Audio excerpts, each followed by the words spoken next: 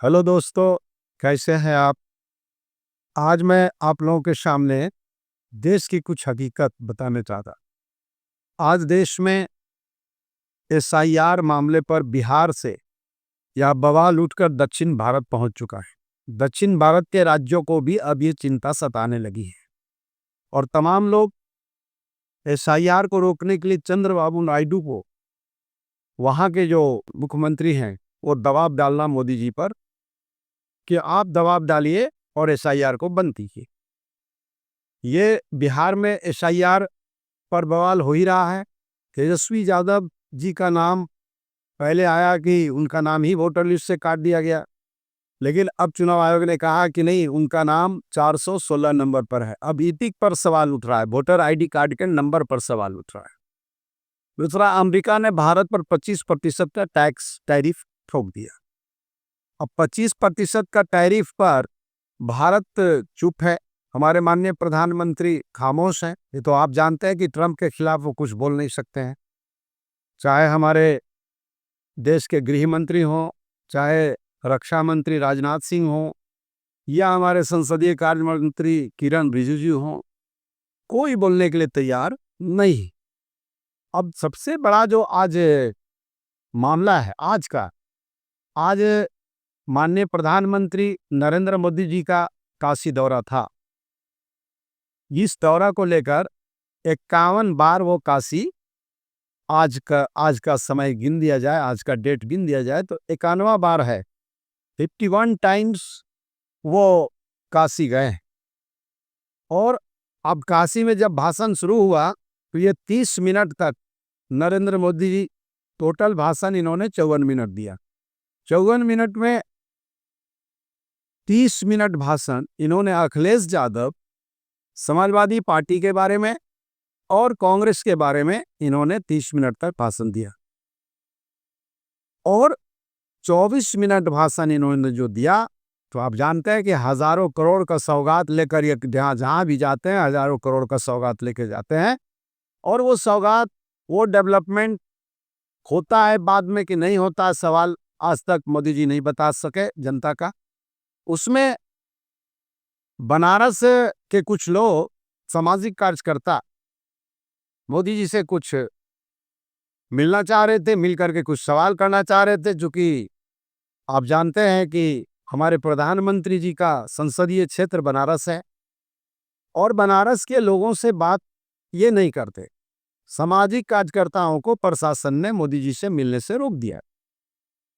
और जैसे ही मोदी जी कांग्रेस के खिलाफ, समाजवादी पार्टी के खिलाफ बोलना शुरू किए, तो वहां से भीड़, कुर्सियां खाली होने लगी और रैला की तरह भीड़ जो है उसके टेंट से बाहर निकल करके जाने लगे। सारी कुर्सियां खाली हो गई।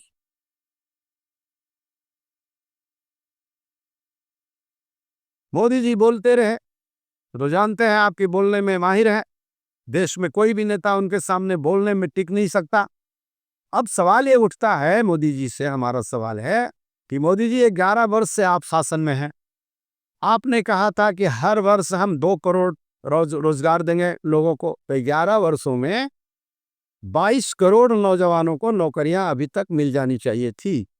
वो नौकरी कहाँ हुआ? नौकरियां कहाँ गई? बेरोजगारी पर आपने कहा था, महंगाई पर आपने कहा था कि महंगाई खत्म कर देंगे। आज 400 रुपये कांग्रेस के समय में जो गैस मिलता था, सिलेंडर मिलता था, वो टंकी आज कितने में मिल रहा है? 900, 1000 रुपये में टंकी बेच रहे हैं आप। आपने कहा था नोटबंदी करेंगे तो पूरे देश का काला धन जमा हो जाएगा। ये क्या हुआ काला धन? आरबीआई ने कहा 99.9% पैसा जमा हो गया, फिर काला धन कहाँ था? आपने कहा था विदेश से धन हम वापस लाएंगे, आपने एक पैसा भी नहीं लाया, बल्कि आपके ललित मोदी जैसे लोग, आज दर्जनों लोग यहां से पैसा, पंजाब नेशनल बैंक का पूरा पैसा लूट कर, स्टेट बैंक ऑफ इंडिया का पैसा, एलआईसी का पैसा, जो जनता का पैसा लेकर वो भाग गए। आज तक आप नहीं ला सके। वो लंदन में कोई बैठा है, कोई दूसरे जगह बैठा है, नागरिकता ले लिया वहां का। तो ये मोदी जी का भाषण सिर्फ कांग्रेस पर होता है। अरे, अभी जो ऑपरेशन सिंदूर हुआ, हमारे माननीय प्रधानमंत्री जी हों चाहे रक्षा मंत्री राजनाथ सिंह हो, चाहे अमित शाह जी हो, हमारे गृह मंत्री, उन्होंने बार बार कहा कि पाक अधिकृत कश्मीर से नीचे कोई समझौता नहीं होगा। आज मौका था, अगर 2 दिन आप और छोड़ देते तो सेना पाक अधिकृत कश्मीर को भारत में मिला ली होती, लेकिन आपने सीज फायर कर दिया। सीज फायर किया, इसका कारण आपने पार्लियामेंट में इन्होंने बताया। पार्लियामेंट में कहा कि पाकिस्तान गिड़गिड़ा रहा था और हमने उनके गिड़गिड़ाहट पर युद्ध विराम किया। जबकि ट्रंप ने कहा, 30वां बार कहा है ट्रंप ने कि ट्रेड डील पर हमने पाकिस्तान और भारत के बीच जंग को रुकवाया। 30 बार कहा। इधर पार्लियामेंट में भाषण चल रहा था तो 30वां बार ट्रंप ने यह बात कहकर, तो आप, हमारे राहुल गांधी जी ने क्या कहा, कांग्रेस के विपक्ष के नेता ने कहा कि अगर आप में दम है और श्रीमती इंदिरा गांधी की तरह 50% भी दम है तो पार्लियामेंट में कहिए कि ट्रंप झूठ बोल रहा है। ट्रंप के कहने पर नहीं किया गया cease fire. Cease fire Pakistan और भारत आपस में मिलकर किए। आपने सीज फायर करवा करके और पूरे देश को आज जो आशा था आपने धूमिल कर दिया। 56 इंच का सीना आपका खत्म हो गई।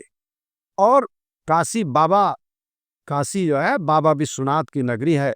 हमारे प्रधानमंत्री जी काशी जाते हैं, उन्हें पता होना चाहिए कि बाबा विश्वनाथ की निंद्रा ही खुलती है बिस्मिल्लाह खान के जो शहनाई वादन था। आज सैकड़ों मुस्लिम वहां फूल और माला लेकर बाबा विश्वनाथ के उठने का इंतजार करते हैं। उस हिंदू मुस्लिम संस्कृति वाली जगह में जहां बिस्मिल्लाह खान जैसे लोग पैदा हुए, जिनका दुनिया में नाम है, आप सिर्फ लफाजी कर रहे हैं। आप लोगों को असली मुद्दों से भटकाना चाहते हैं तो जनता सुनते सुनते थक गई, आपकी कुर्सी खाली करके चली गई। आज इस बात को वो कहने के लिए तैयार नहीं है कि आखिर एसआईआर कराने की जरूरत क्यों पड़ी। आज 2024 में जो लोग वोट दिए हैं, क्या आज वो विदेशी हो गए? क्या वो बांग्लादेश के लोग थे? जो मोदी जी की ही सरकार जो बनी है उसमें वो 2024 में जिन लोगों ने वोट दिया, उन लोगों का भी नाम अब वोटर लिस्ट से चुनाव आयोग काट रहा है। और एसआईआर पर चर्चा करने से हमारी सरकार बचना चाह रही है, बच रही है। आखिर क्यों? इसका कारण तो चाहे ऑपरेशन सिंदूर हो, एसआईआर हो, महंगाई हो, बेरोजगारी हो, चाहे काला धन वापस लाने की बात हो, इन तमाम सवालों पर मोदी जी कोई जवाब नहीं। सिर्फ उनका जवाब होगा इंदिरा गांधी, जवाहरलाल नेहरू, लाल बहादुर शास्त्री।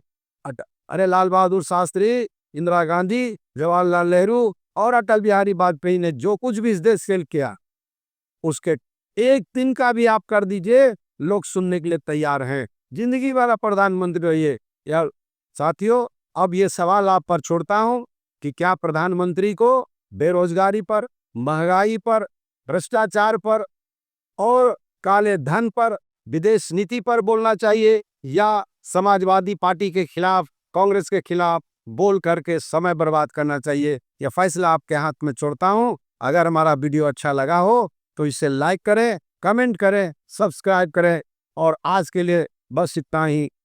आगे फिर किसी नए मामले पर लेकर आपके सामने आऊंगा। तब तक के लिए जय हिंद, जय भारत, जय संविधान।